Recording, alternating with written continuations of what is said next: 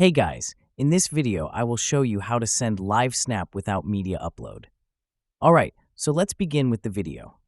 So if you go ahead to message and pretty much send a upload or media thing, you're going to have a bit of difficulties. So if you want to go ahead and do this more directly, you're going to have to go to the main camera over here.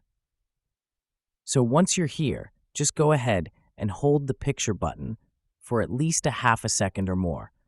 But once you do so, you should be able to find a little plus button here. So just go ahead and press on that, and you should be able to get that import media option. So just go ahead and put in whichever media you want.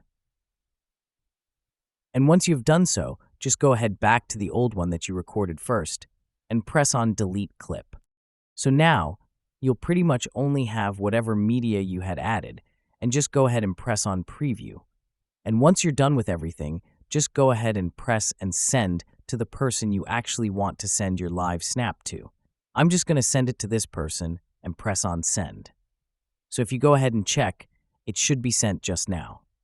But anyways, that's how you use and send live snap without media upload.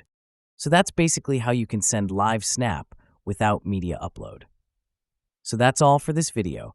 Consider subscribing if you find it helpful, and I'll catch you in the next one. Thanks.